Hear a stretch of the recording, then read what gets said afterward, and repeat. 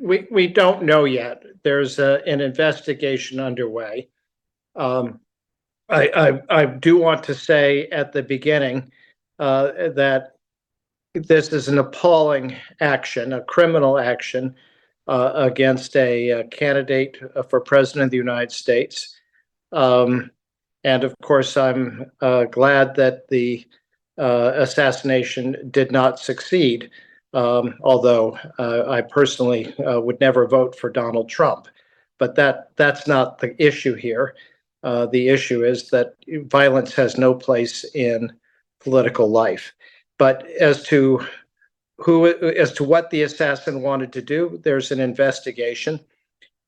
As it seems now, it was a young man acting on his own. He had a military style assault rifle, and it's the kind of military assault rifle that has been used in school shootings and in a mass killing in Las Vegas. So, perhaps it was inevitable at some point it would be used to try to kill a presidential candidate.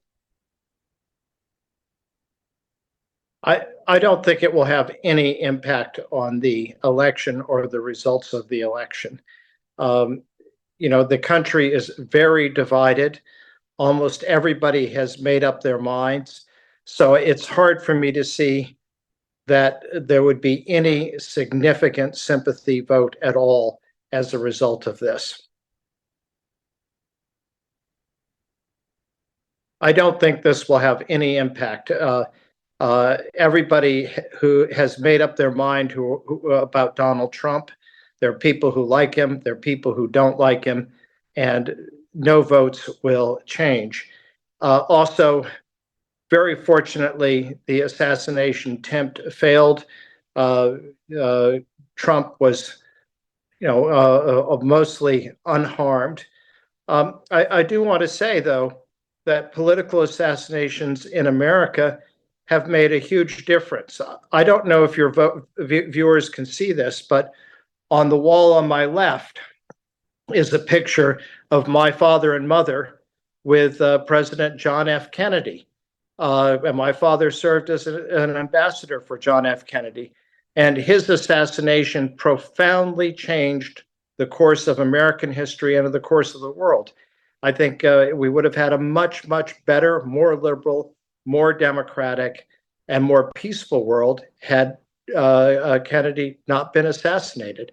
So assassinations, when they succeed, they can have a profound impact. But I don't think this one will have any impact because, fortunately, it did not succeed.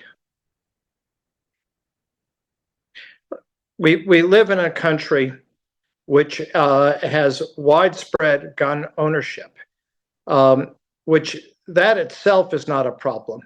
But there is a problem with these military-style assault rifles, which the Republican Party supports. They support people's right to have these guns, as well as what are called bump stocks, which will convert an ordinary gun into something like a machine gun. And the Supreme Court just said that's okay. The Supreme Court's not a court in America. It's more like the Guardian Council in Iran. It's a political body, Republican political body.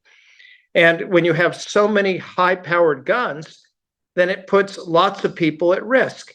Mostly, it's been school children who have been attacked with these kinds of weapons. They've been used in mass shootings in many schools, but there's always the danger for a politician who's campaigning.